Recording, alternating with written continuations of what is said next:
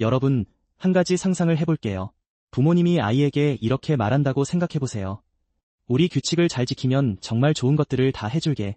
근데 만약 그걸 무시하고 제멋대로 살면 그건 정말 감당하기 어려울 거야. 이게 단순한 협박일까요?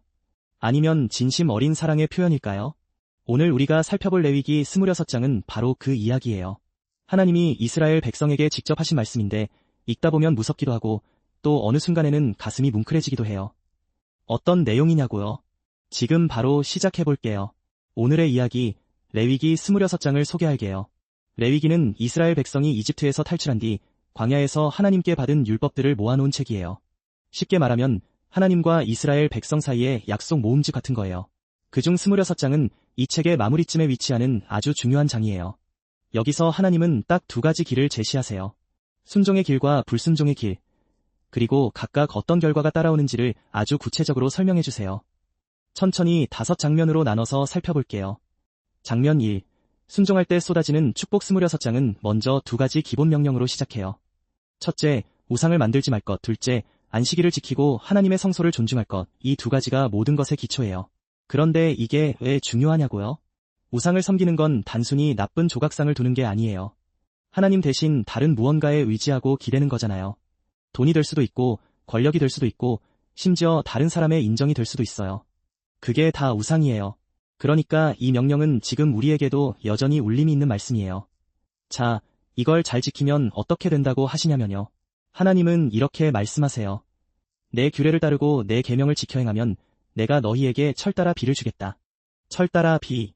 이게 얼마나 큰 축복인지 요즘 도시에 사는 우리는 잘 실감이 안 될 수도 있어요. 그런데 그 시대에 농사짓던 사람들에게 적절한 때에 내리는 비는 말 그대로 생존의 문제였어요. 비가 없으면 곡식이 안 자라고 곡식이 없으면 먹을 게 없고 먹을 게 없으면 온 가족이 굶는 거니까요.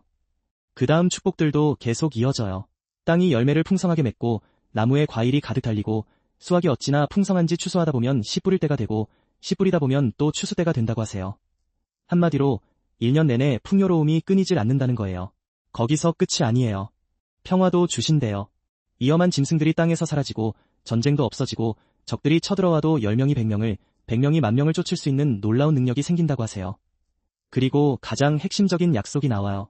나는 너희 가운데 함께 걸으며 너희 하나님이 되고 너희는 나의 백성이 될 것이다. 단순히 물질적인 풍요가 아니에요. 하나님이 직접 함께 하신다는 거잖아요. 이게 진짜 최고의 축복이에요. 여러분, 아무리 돈이 많고 집이 크고 좋은 차가 있어도 사랑하는 사람이 곁에 없으면 행복하지 않잖아요. 하나님도 마찬가지예요. 이스라엘에게 가장 주고 싶은 건 물질이 아니라 바로 함께함이었던 거예요. 장면 2. 불순종의 시작. 첫 번째 경고. 그런데 이스라엘 백성이 이 말을 듣고 다 고개를 끄덕이며 잘 따랐을까요? 아니에요.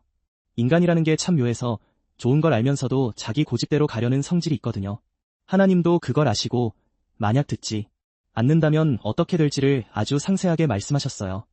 그러나 너희가 나의 말을 듣지 않고 이 모든 명령을 지키지 않는다면 하나님이 처음에 내리시는 것은 단 한 방에 모든 걸 없애버리는 심판이 아니에요. 오히려 경고 수준의 어려움이에요. 갑자기 몸에 병이 생기고 눈이 침침해지고 기운이 빠져나가는 거예요. 농사를 지어도 적들이 다 빼앗아가고 아무리 도망쳐도 쫓기는 신세가 되고 누구도 뒤를 쫓지 않는데도 괜히 무서워서 뒷걸음질 치게 된다고 하세요.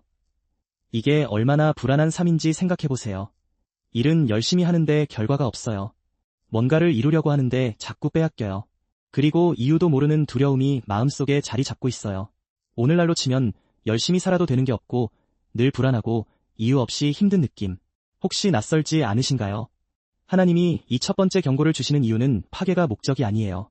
잠깐 이쪽 방향으로 가다간 안 돼. 돌아와 라고 신호를 주시는 거예요. 장면 3. 경고를 무시하자 점점 커지는 재앙. 그런데 이 경고를 들었는데도 돌아오지 않으면 어떻게 될까요? 하나님은 그래도 내게 돌아오지 않으면 나는 너희 죄에 대해 7배로 더 벌할 것이다 라고 말씀하세요. 7배라는 건 단순한 숫자가 아니에요. 성경에서 7은 완전함을 뜻하는 숫자예요. 그러니까 여기서 7배란 말은 완전히, 철저히, 끝까지라는 의미를 담고 있어요. 이제 재앙이 단계 심해져요. 두 번째 단계, 하늘이 철처럼 닫혀서 비가 안 와요. 땅은 노쇠처럼 굳어서 아무것도 자라지 않아요. 아무리 일해도 수확이 없어요. 땅이 그냥 열매를 거부하는 거예요. 세 번째 단계, 들짐승들이 창궐해서 가축을 잡아먹고 사람 수도 줄어들고 길이 텅 비어버려요. 사회 자체가 무너지기 시작하는 거예요. 네 번째 단계, 이번엔 전쟁이 닥쳐요. 적군이 쳐들어와서 도시를 포위하고 그 안에 갇혀서 식량이 바닥나요. 너무나 굶주린 나머지 성경은 차마 다 말하기 어려운 일들이 벌어진다고 기록하고 있어요. 그만큼 극단적인 상황이 온다는 거예요. 그리고 그토록 자랑스러워하던 성소, 하나님을 예배하던 거룩한 장소들도 다 황폐해진다고 하세요. 이게 참 슬픈 대목이에요. 예배하는 곳이 없어진다는 건 하나님과의 연결 자체가 끊긴다는 뜻이니까요. 여러분, 이 장면을 읽으면서 단순히 무섭다고만 느끼면 절반만 본 거예요. 이 경고들이 점점 단계를 밟아 올라간다는 게 핵심이에요. 처음부터 끝을 내버려두는 게 아니라 기회가 4번, 5번 계속 주어지는 거거든요. 돌아올 문이 항상 열려 있는 거예요. 다만 그 문을 외면할수록 상황이 심각해지는 것뿐이에요. 장면 4. 결국 포로가 된 백성들, 그러나 백성은 끝내 돌아오지 않았어요. 하나님은 마침내 이렇게 선언하세요. 내가 너희를 문나라 가운데로 흩어버리겠다. 내가 칼을 빼어 너희를 뒤쫓겠다. 너희 땅은 황폐해지고 너희 성읍은 폐허가 될 것이다. 이스라엘 백성이 살던 땅, 가나안 땅이 텅 비게 된다는 거예요. 그리고 그 황폐한 땅이 뒤늦게야 안식년을 누리게 된다는 표현이 나와요. 이게 좀 아이러니해요. 안식년은 원래 땅을 쉬게 해주는 하나님의 명령인데 백성이 그 명령을 지키지 않아서 하나님이 아예 백성을 다 내쫓아버리고 땅이 스스로 쉬게 만드신다는 거거든요. 결국 이스라엘 백성은 포로가 되어 낯선 땅에 끌려가서 살게 되는 거예요. 그들이 그토록 무서워했던 우상들의 나라, 이방 나라에 가서 살게 되는 거예요. 거기서 그들은 나무나 돌로 만든 우상들을 섬기게 되는데 아무리 기도해도 아무런 대답이 없어요. 왜냐하면 그건 그냥 나무와 돌이니까요.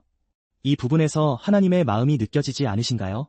너희가 그토록 원하던 것들, 나 대신 붙잡았던 것들, 그게 얼마나 허무한지 이제 직접 경험해봐라 라고 하신 것 같아요. 차갑게 느껴질 수 있는데 그 안에는 깊은 슬픔이 담겨 있어요. 장면 5. 그래도 포기하지 못하시는 하나님자. 여기서 이야기가 완전히 반전돼요. 26장의 마지막 부분은 정말 놀라워요. 재앙과 저주의 목록이 줄줄이 이어졌는데 갑자기 분위기가 바뀌거든요. 하나님이 말씀하세요. 그러나 그들이 적의 땅에 있을 때 나는 그들을 저버리지 않겠다.